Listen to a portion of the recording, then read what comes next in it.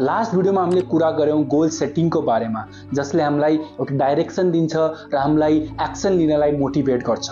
तर मोटिभेसनले हामी स्टार्ट त गर्छौं, तर त्यो गोललाई अचिभ गर्नलाई हामीले कन्सिस्टेन्टली गुड एफर्ट दिनुपर्छ र गुड एफर्ट दिनलाई गुड ह्याबिटलाई बिल्ड गर्नुपर्छ र ब्याड ह्याबिटलाई हटाउनुपर्छ। त्यसैले आजको भिडियोमा हामी एटोमिक ह्याबिट बुकको बारेमा कुरा गर्नेछौं, जसमा तपाईले प्र्याक्टिकल र इजी टिप्सहरू पाउनुहुनेछ गुड ह्याबिटलाई एडप्ट गर्न र ब्याड ह्याबिटलाई रिमुभ गर्नको लागि। यदि तपाई आफ्नो हेल्थलाई इम्प्रुभ गर्न चाहनुहुन्छ, करियरमा अगाडि बढ्न चाहनुहुन्छ र स्टडीमा बेटर गर्न चाहनुहुन्छ र त्यसको साथसाथै आफ्नो रिलेसनशिपलाई नि बेटर गर्न चाहनुहुन्छ भने यो भिडियो तपाईको लागि हो। के तपाईलाई थाहा छ, यदि तपाई दिनको 1% नि आफूलाई बेटर गर्नुहुन्छ भने वर्षमा 37 टाइमले बेटर हुनुहुन्छ र त्यसको अपोजिट नि सेम हुन्छ। यदि तपाईले आफ्नो लाइफ बनाउनु छ भने ह्याबिट धेरै नै पावरफुल हुन्छ।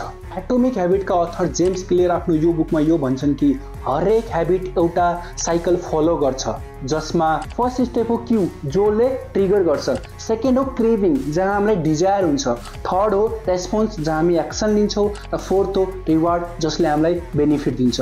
यसै गरी हरेक ह्याबिटले एउटा साइकल फलो गर्छ। तपाई बिहान उठ्नुभयो र तपाईले मोबाइल देख्नुभयो, त्यो क्यू भयो। त्यसपछि तपाईलाई क्रेभिङ भयो सोशल मिडियाको, त्यसपछि तपाईले मोबाइल खोल्नुभयो र स्क्रोल गर्नुभयो, मतलब रेस्पोन्स भयो। त्यसपछि तपाई इन्टरटेन हुनुभयो, त्यो तपाईको रिवार्ड हुन्छ। यसै गरी टाइम एन्ड अगेन त्यो चीज रिपिट हुन्छ भने त्यो एउटा ह्याबिट बन्छ। त्यो गुड ह्याबिट पनि हुन सक्छ, ब्याड ह्याबिट पनि हुन सक्छ, त्यो तपाईको चोइसमा डिपेन्ड गर्छ।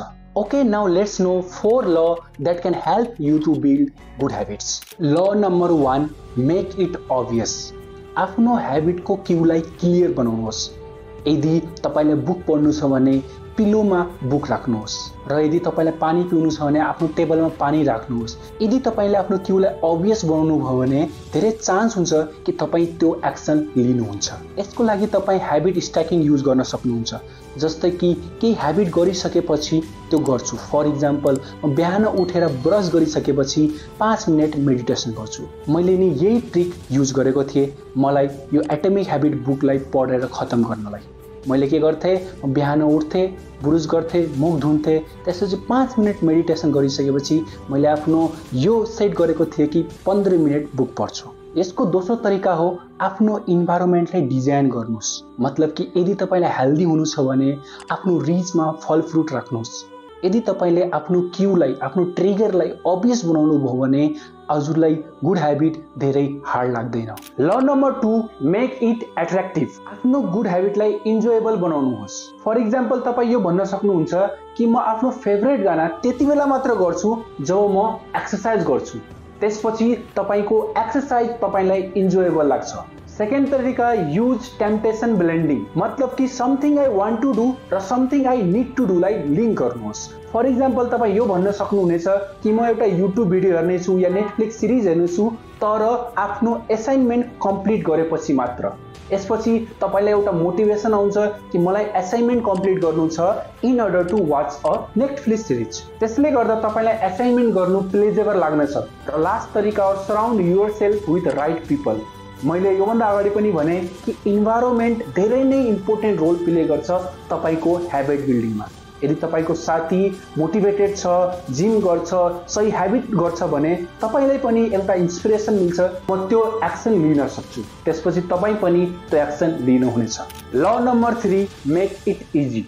कुनै पनि चीज इजी हुन्छ भने हामी त्यसलाई छिटै गर्छौँ। हाम्रो माइन्डलाई हार्ड चीज मन पर्दैन। त्यसैले गुड ह्याबिटको बीचको फ्रिक्सनलाई कम गर्नुहोस्। फर इक्जाम्पल, यदि तपाईले जर्नल लेख्नु छ भने पेन र नोट पेपरलाई आफ्नो टेबलमा राख्नुहोस्। यदि तपाईले पानी पिउनु छ भने त्यसलाई रिचेबल ठाउँमा राख्नुहोस् र आफ्नो ह्याबिटलाई इजी बनाउनको लागि 2 मिनट रुललाई युज गर्नुहोस्। फर इक्जाम्पल, यदि तपाईले किताब पढ्नु छ भने एकैचोटि म 10 पेज पढ्छु, म आधा घण्टा पढ्छु भनेर नसोच्नुहोस्। यो सोच्नुहोस् कि म 2 मिनट पढ्छु या 2 पेज मात्र पढ्छु। जब तपाईँ 2 मिनट पढ्न बस्नुहुन्छ भने त्यो ह्याबिट नेचुरली बिल्ड हुन्छ र तपाईँ धेरै नै पढ्नुहुन्छ। ल नम्बर 4, मेक इट सेटिस्फाइङ। हामीले 3 लसम्म आफ्नो ह्याबिटलाई पर्फर्म गर्यौं, तर ह्याबिट एकैचोटिमा बिल्ड हुन्न, त्यसलाई रिपिट गर्नुपर्छ। तर रिपिट गर्नको लागि रिजल्ट सेटिस्फाइङ हुनुपर्छ। तर गुड ह्याबिटको रिजल्ट छिटै मिल्दैन।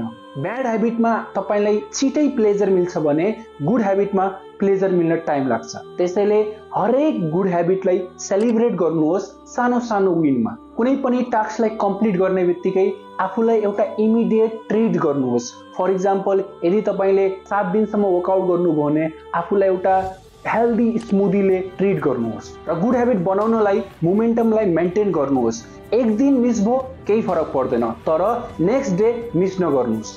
हामी आफ्नो पहिलो गल्तीबाट कहिले पनि बिग्रिदैनौँ, तर त्यो मिस्टेकलाई रिपिट गर्यौं भने हाम्रो जिन्दगी खराब हुन्छ। न अहिले हामीले बुझ्यौं कि गुड ह्याबिटलाई कसरी बिल्ड गर्ने, तर ब्याड ह्याबिटलाई चाहिँ कसरी ब्रेक गर्ने। त्यसको लागि यो सिम्पल फर्मुला याद राख्नुहोस्, जो पनि ल थियो त्यसलाई रिभर्स गर्नुहोस्। मेक इट अभियसलाई मेक इट इन्भिजिबल गर्नुहोस्। सेकेन्ड लको लागि पनि सेम, मेक इट एट्र्याक्टिभलाई मेक इट अनएट्र्याक्टिभ बनाउनुहोस्।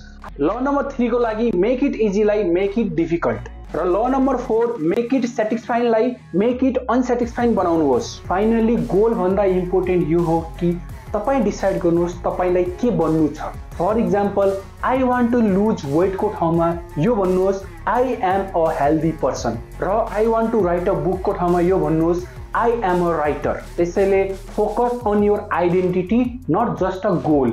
र यो कुरा याद राख्नु, सक्सेस एक दिनमा एचिभ गर्न सकिँदैन, तर डेली कन्सिस्टेन्ट स्मल एफर्ट गर्यौं भने एक दिन ठूलो अचिभमेन्ट हामी एचिभ गर्न सक्छौं। त्यसैले आज नै स्टार्ट गर्नुहोस् र तपाईको फ्युचर सेल्फले तपाईलाई थ्यांक यू भन्ने छ।